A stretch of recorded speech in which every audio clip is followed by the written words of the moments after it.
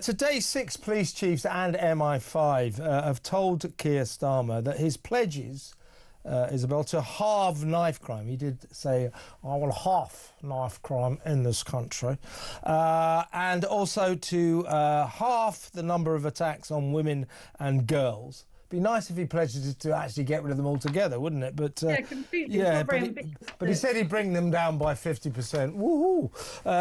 Anyway, quite rightly and quite understandably, these coppers, including Sir Mark Rowley, the not very good head of the Metropolitan Police here in London, have said, look, you know, there's a problem here. We're not really going to be able to halve knife crime and halve violent attacks on women while you're busy letting out dangerous, often sexually violent criminals by the thousands of them being let out of prison. Also, they have pointed out to the Prime Minister, you want to sort of crack down on crime, but meanwhile your Labour government has just announced effectively that hardly anyone will ever get sent to jail. That isn't going to help either. So punishments won't fit the crime. They're letting out thousands of very dangerous prisoners. They've got a point, haven't they, these police chiefs? I mean, I think in this initiative, it's standard issue public sector chiefs begging for more money. They're saying, if you don't give us any more money, we can't bring your pledges about. But they're also saying what you've done here, letting out all these crooks, these violent sexual criminals sometimes, and also promising everyone that pretty much anything you do won't get you a prison sentence, is making our job impossible. It's true, isn't it? It's been a complete disaster, and it's set the wrong tone from the very, very early days of Starmer's ill-fated, frankly, totally disastrous administration, letting the doors open of those prisons in the first few weeks of his premiership, allowing all sorts of horrendous characters to just flood out and jump into the Lamborghinis and spray champagne around. What kind of message did that send to the criminal underworld, and also to all the very many petty opportunists, thieves and other offenders who are now being told almost on a weekly basis that it's unlikely that they'll be locked up for doing anything. You know, the threshold for actually getting locked up has become incredibly high, unless you happen to be someone like Lucy Connolly and say the wrong things in a tweet. You know, otherwise the threshold is unbelievably high. You know, you can offend and offend and offend and offend, and I could carry on saying that for another perhaps 30 or 40 times, and you may still not be locked up because we just don't have the capacity. I mean, one of the only good things I've heard this government say recently is that they're going to build more jails, but I don't know how long that's going to take, or whether they'll even still be in government when it happens. Exactly right. I think they're pledging to build 3 more, but I mean, this is this government all over. Pledges, announcements, vowing to do things. What we need is something done right now, and building prisons in 10 years' time isn't going to solve any current problems anytime soon. Very quickly before we move on, still speaking about irresponsible elected idiots, Sadiq Khan, the eco-obsessed fool who is London Mayor, which actually makes him in charge of the London Metropolitan Police. He's now calling for the decriminalisation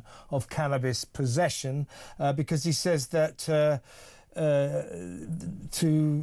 arrest people, to harass people about possessing this drug is not good for maintaining cordial relationships between ethnic communities and the police.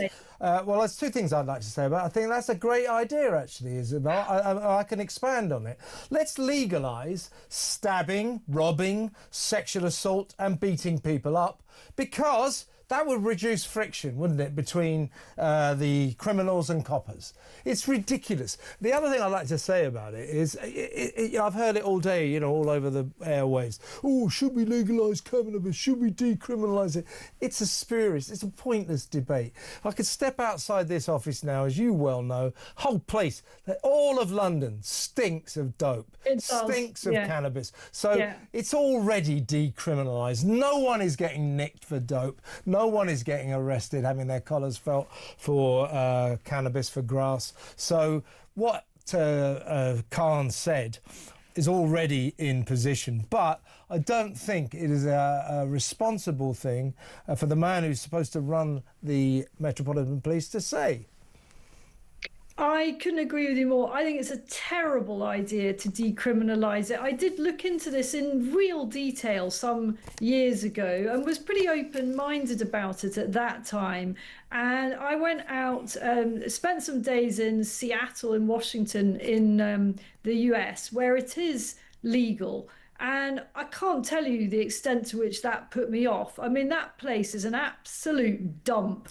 That Used to be lovely, Seattle. You smell it everywhere. And I'm not exaggerating when I say there are zoned out people just wandering the streets looking a total mess. There's homeless people everywhere. They all look completely spaced out because they can be. And it really, really put me off, the whole idea of decriminalisation. As you say, effectively, it has been decriminalised on the streets of London. I smell it everywhere. I see people quite openly smoking massive joints. It's a really bad look for a city that wants to be ambitious and clean and going places in which people are actually achieving on a day-to-day basis rather than just flopping around getting high. Absolutely. And let me tell you that legalising cannabis does not snuff out, does not stop the illegal drug trade, because the thing about legalising cannabis is all about regulation. So you have, nobody under the age of 18 can buy it. There are certain strength limitations and so on and so forth. So the illegal dealers are having a field day saying no age limits with us, no strength limits. So in places like Colorado, apparently, like illegal drug dealing, cannabis dealing is off the scale. And by the way, when they actually legalised it, the reason states and indeed countries like the idea of legalising cannabis is because it brings in tax money. Yes. So in Colorado, they legalised cannabis, brought in like millions, zillions of dollars of tax money. Guess what they spent the tax money on? A new police station and a new courthouse.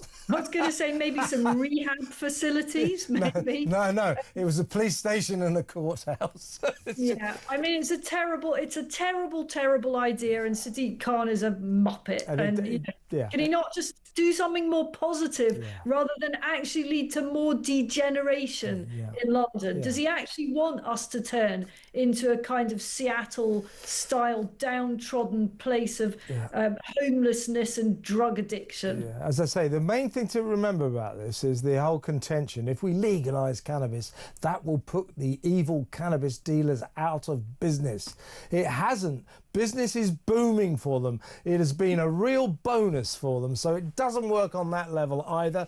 And I've been over, I hear, that the streets of these cities in America where it's been legalised are like the zombie zone. Everybody's stoned off their heads. Horrible. It's not good, Isabel. It's not good.